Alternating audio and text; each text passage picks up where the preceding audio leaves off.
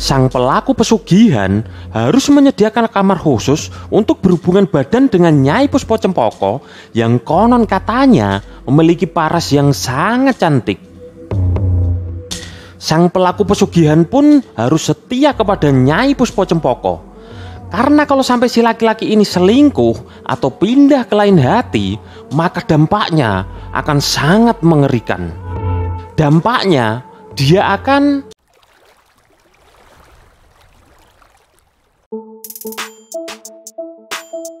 pesugihan adalah sebuah kata yang terkesan mistis dan ketinggalan zaman. Apalagi di kota-kota besar yang mengalami kemajuan teknologi sangat pesat serta pertumbuhan SDM yang semakin hari semakin membaik. Kata pesugihan seolah-olah hanya dianggap sebagai sebuah mitos masa lalu yang sudah ditinggalkan oleh peradaban modern. Tapi tahukah kalian, mungkin saja di daerah-daerah tertentu praktik-praktik pesugihan masih banyak dilakukan oleh sebagian orang, bahkan sampai saat ini. Justru ketika zaman serba modern, tuntutan hidup pun semakin meningkat, bos. Diperparah lagi ketika sosial media merajalela, di mana orang-orang selalu memposting kehidupan terbaik mereka di media sosial.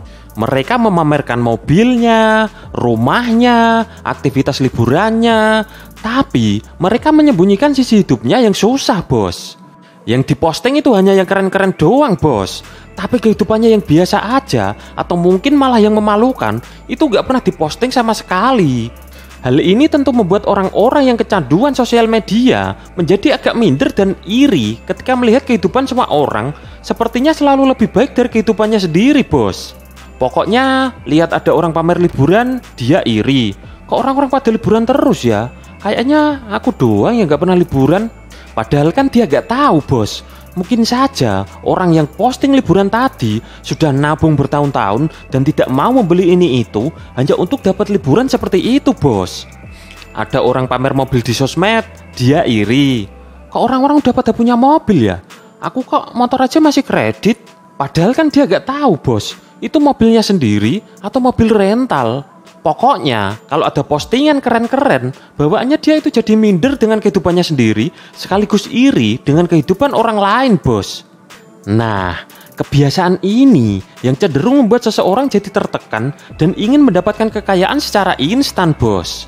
Dalam situasi seperti ini, bagi mereka yang memiliki iman dan mental yang kuat, mungkin malah akan menjadi motivasi untuk lebih bekerja keras agar bisa meningkatkan perekonomiannya, bos.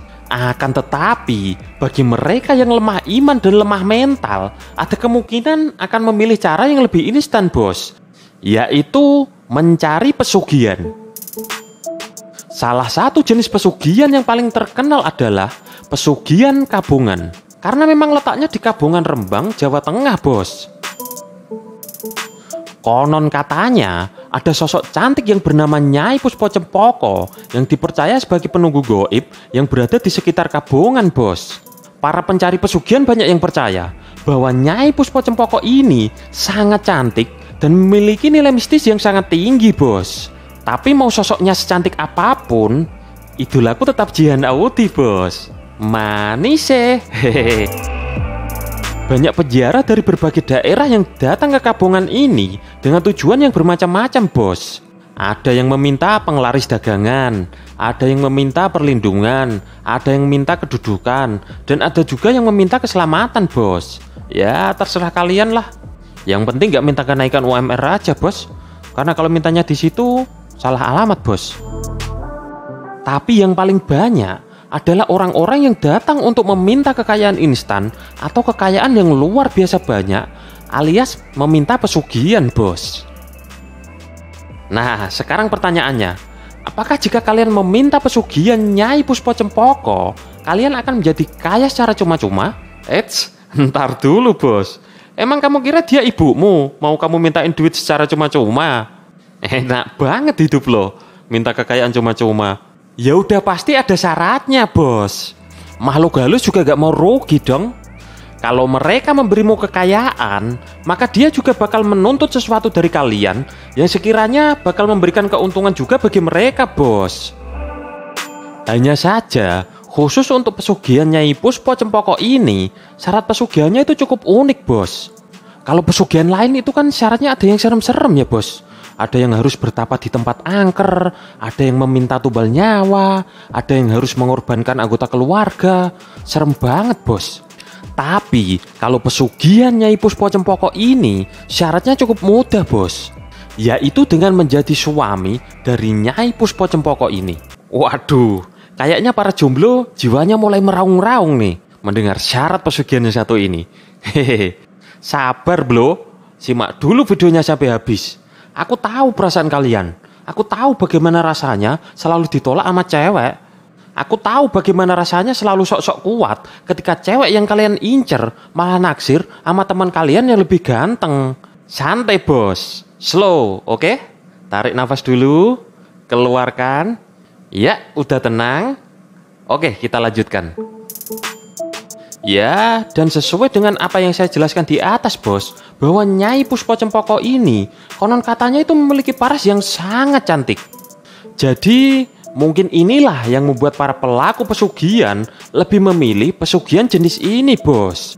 Sudah dapat istri cantik, ditambah lagi bakal jadi kaya. Waduh, idola banget deh. Dan si pencari pesugihan harus menyediakan kamar khusus yang akan dia gunakan untuk mantap-mantap dengan Nyai Puspo Cempoko, bos. Waduh, blo, enak banget itu, blo. Tapi, apa memang seenak itu, bos? Ya, sebenarnya gak juga sih.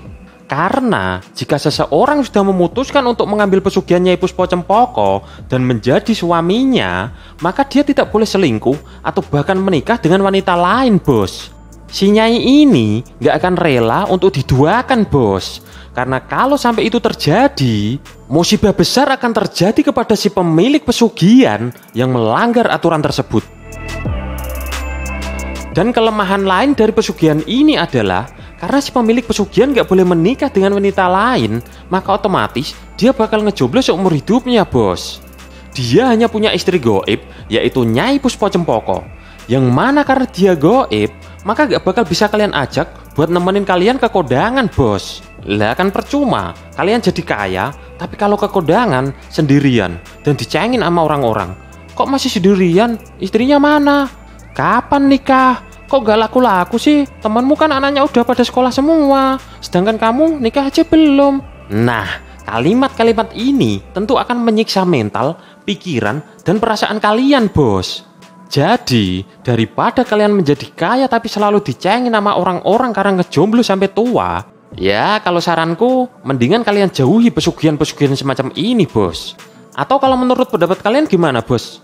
Silahkan tuliskan pendapat kalian di kolom komentar. Dan kalau kalian suka video ini, jangan lupa like, share, dan subscribe agar tidak ketinggalan dengan video-video kami berikutnya, bos. Sampai ketemu lagi di video Ikin Production selanjutnya.